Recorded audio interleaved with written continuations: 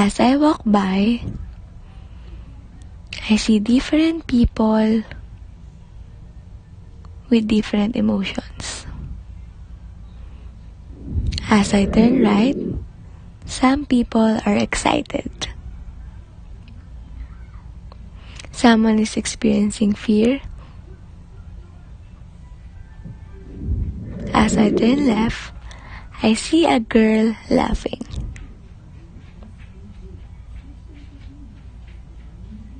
A baby crying, and a beautiful girl smiling. So now, let's talk about emotional behavior. Emotional situation arouse the autonomic nervous system, which has two branches, the sympathetic and the parasympathetic. The sympathetic nervous system prepares the body for brief, vigorous, fight or flight situation.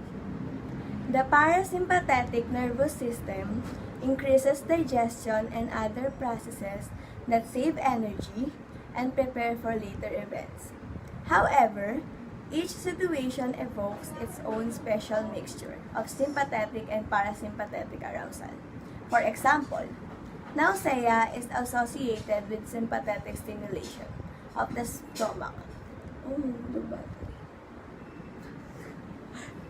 decreasing its contraction and secretion, and parasympathetic stimulation of the intestines and salivary glands.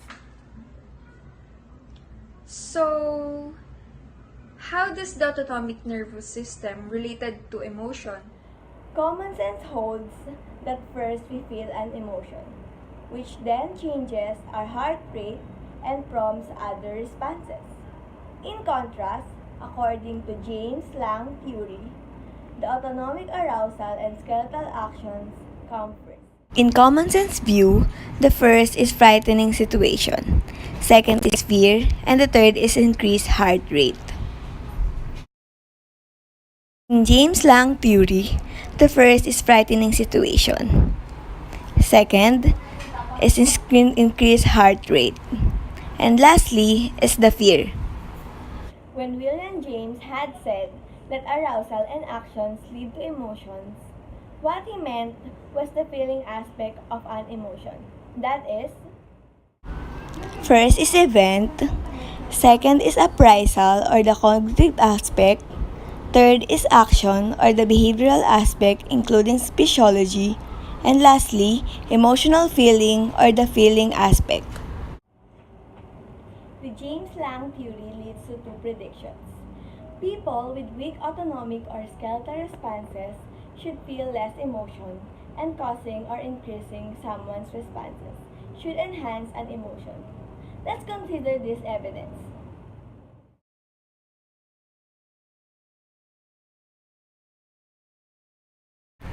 People with damage to the spinal cord are paralyzed from the level of the damage downward. People who cannot move their arms and legs certainly cannot attack or run away. Most of them report that they feel emotions about the same before the injury.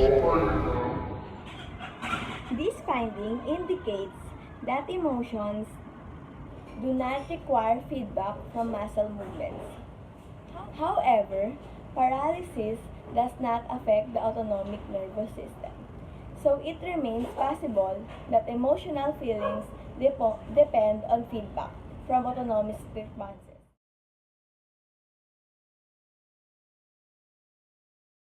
The amygdala, shaped like an almond, is responsible for multiple emotional responses like love, fear, anger, and sexual desire.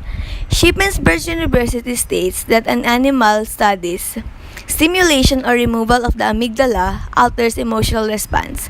Electrical activation causes aggression, while surgical removal results in indifferent emotional reactions. Therefore, damage to the amygdala can result in abnormal emotional responses, and overstimulation causes excessive reactions. The hippocampus is another part of the limbic system that sends information to the amygdala. One of the memory processing centers of the brain, the hippocampus interacts with the amygdala when a person has memories with emotional ties. Hypothalamus. The hypothalamus, also part of the limbic system, feeds information into the amygdala. Shippensburg's University states that the hypothalamus acts as a regulator of emotion, controlling levels of sexual desire, pleasure, aggression, and anger. Prefrontal cortex. The prefrontal cortex, located near the front of the head, is involved in decision making in response to emotions. The Canadian Institute of the Health Research states that prefrontal cortex controls what decision a person makes when faced in an emotional reaction and also regulates anxiety. Ventral tegmental area.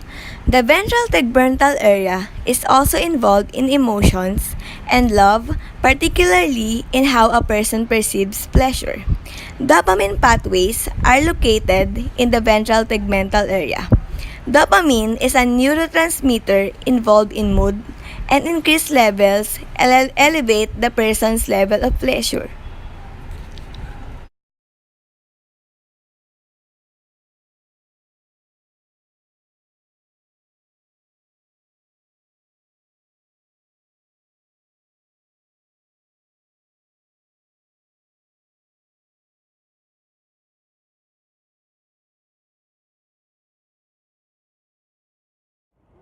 According to the James Lang theory, emotional feelings are from the body actions. If your heart started racing and you started breathing rapidly and sweating, would you suddenly feel an emotion? Well, it depends. If you had those responses because you ran a mile, you would attribute your feelings to emotions. If we want to test this hypothesis, how we could get people to smile? Yes, of course. Come on, let's try. Can you smile? Are you happy? Yes, of course. Clever researchers find a way to get people to smile while concealing the purpose of the study. It is a method you could easily try on your own. Come on, let's try. Hold a pen, put it in your teeth or in your lips.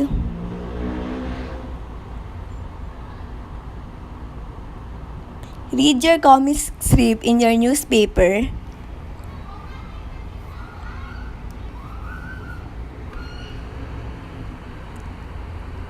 And put an X for not funny and check for very funny.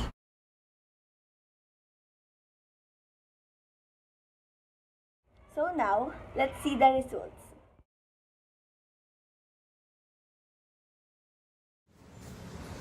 However, although smiles and frowns slightly alter happiness, smiles are not necessary for happiness.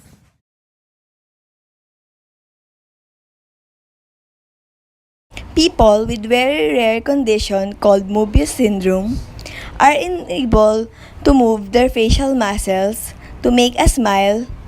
They nevertheless experience happiness and amusement, although they have a trouble making friends because other people react to the lack of smiling.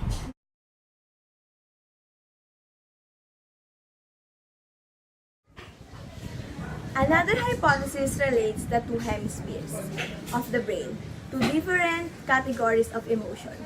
Activity of the left hemisphere, especially its frontal and temporal lobes, relates to what Jeffrey Gray called the behavioral activation system, marked by a low to moderate autonomic arousal and a tendency to approach which could characterize either happiness or an anger.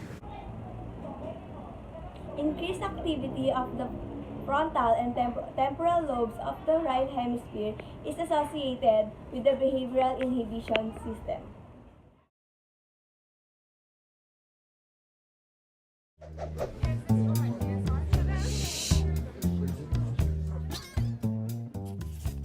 A runaway train is heading towards 5 workers on a railway line. There's no way of warning them, but you're standing near a lever that operates some points. Switch the points, and the train goes down a spur. Trouble is, there's another worker on that bit of track too, but it's 1 fatality instead of 5. Should you do that?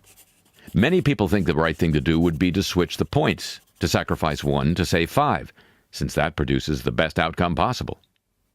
Now imagine the train heading for the workers again. This time it can only be stopped by pushing a very large man off a bridge. His great bulk would stop the train, but he'd die.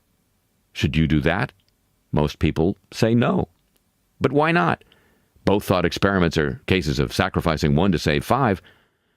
What the trolley problem examines is whether moral decisions are simply about outcomes or about the manner in which you achieve them. Some utilitarians argue that the 2 cases are not importantly different from each other. Both have similar consequences, and consequences are all that really matter. In each case, 1 person dies and 5 are saved, the best option in each harrowing situation. But lots of people say they would switch the points, but they wouldn't push the man off the bridge. Are they simply inconsistent, or are they onto something?